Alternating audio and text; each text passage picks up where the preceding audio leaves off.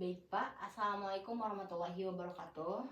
Waalaikumsalam warahmatullahi wabarakatuh. Perkenalkan, nama saya Rasya Mustalifah. Saya dari Universitas Muhammadiyah Tasikmalaya, eh, Prodi PGSD. Saya di sini ingin memenuhi tugas mata kuliah pedagogi di mata kuliah pembelajaran saya. Di sini sebelum kita mengulik lebih dalam tentang pembahasan yang ingin kita bahas, sebaiknya kita memperkenalkan diri terlebih dahulu. Baik, Bapak izin memperkenalkan dirinya. Perkenalkan, nama saya Syahdan Maulida dari guru SD 3 Salau. Baik, terima kasih Pak. Gak Bapak diizin video? Boleh. Baik, terima kasih. Ngomong-ngomong, Bapak ini lulusan dari sekolah mana? Kalau saya lulusan dari UPI Tasik. UPI Tasik. Baik, di sini ya Pak, dekat. Baik, sekarang lanjut aja ke pembahasan materi, tidak Bapak? Baik, bagaimana? Saya ingin menanyakan sebagai pendidik, Bapak sebagai pendidik siswa sekolah dasar kan ya Pak ya? Bagaimana pendidikan di Indonesia pada saat ini yang mempengaruhi pendidikan seperti itu Pak? Kalau kita bicara tentang kondisi sistem pendidikan di Indonesia saat ini ya Pak. Saya khususnya sebagai guru melihatnya sebagai sebuah proses yang sedang berjalan. Artinya pendidikan kita tidak berada di titik yang sepenuhnya ideal, tapi sebagai proses dan juga tidak dikatakan tertinggal. Jadi ada banyak perubahan dan upaya perbaikan lah dari pemerintah yang sudah dilakukan dalam beberapa tahun terakhir. Yang pertama salah satunya mencakup penerapan kurikulum merdeka. Kurikulum ini memberi ruang lah bagi ruang yang lebih luas bagi sekolah dan guru untuk menyesuaikan pembelajaran dengan kebutuhan dan karakter. Ya, bagi sekolah dan guru untuk menyesuaikan pembelajaran dengan kebutuhan dan karakter siswa, guru juga tidak lagi hanya terpaku pada target materi, tapi mulai diarahkan dan membangun kompetensi anak, kreativitas, karakter peserta didik, yang merupakan langkah maju karena pendidikan seharusnya tidak hanya berorientasi pada hasil akademik kalau saat ini, tapi juga pada proses perkembangan individu anak itu siswa. Namun di balik perkembangan tersebut juga masih ada beberapa tantangan, salah satunya kesenjangan kualitas pendidikan seperti perbaikan fasilitas, akses, kemudian teknologi. Mungkin di beberapa kota masih tercukupi, namun di beberapa daerah itu masih tertinggal. Oh iya. Mungkin salah satu tantangan lain juga dari kesiapan guru dalam menghadapi perubahan.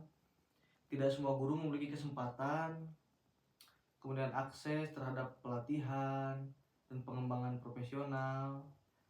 Jadi akibatnya penerapan kurikulum, terutama kurikulum baru di lapangan, seringkali belum maksimal gitu.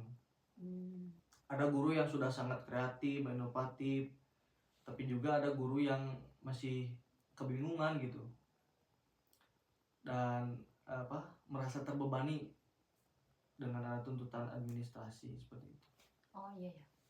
Berarti sebagai guru juga jangan terpacu kepada materi saja ya Pak, tapi terpacu kepada nih anak bisa atau tidak, seperti itu.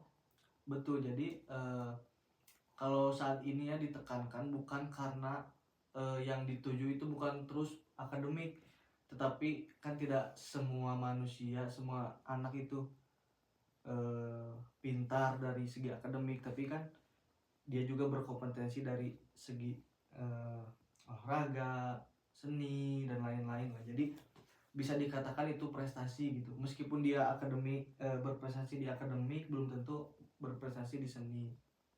dia berprestasi di bagian seni olahraga, belum tentu di akademik. Ya itu saling apa, untuk saat ini tidak terpaku kepada akademik gitu. Oh iya. Tapi harapan saya juga terhadap sistem pendidikan di Indonesia, adalah terciptanya pendidikan yang adil ya, adil, relevan pada masa depan. Pendidikan seharusnya mampu menjawab tantangan-tantangan zaman, bukan hanya menyiapkan siswa untuk meraih cita-citanya gitu. Oh baik. Selanjutnya Pak, pertanyaan yang terakhir. Jadi bagaimana harapan terhadap sistem pendidikan di Indonesia untuk kedepannya yang tadi? Iya. Jadi yang pertama, kedepannya lebih adil lah. Lebih adil. Ya relevan. Jadi yang maksud adil itu seperti ini ya. Seperti Misalkan infrastruktur Pak ya. infrastruktur, kemudian teknologi, akses, dan relevan juga. Dari kurikulum ke guru itu kan harus relevan gitu. Ya. Kemudian dari segi segi teknologi kan kadang ada guru-guru yang sudah tua gitu. Ya seharusnya mampu menjawab tantangan zaman lah gitu. Bukan hanya menyiapkan siswa untuk lulus ujian ya, tapi juga untuk menghadapi kehidupan nyata lah, menggapai cita-citanya gitu. Ya akses dan kualitas pendidikan khususnya merata lah ya di seluruh wilayah Indonesia. Anak-anak di daerah juga yang terpencil bisa merasakan kesempatan yang sama untuk mendapatkan pendidikan yang berkualitas seperti di kota-kota besar. Ya ini membutuhkan dukungan yang serius dari pemerintah gitu. Oh baik. Bapak mungkin sekian.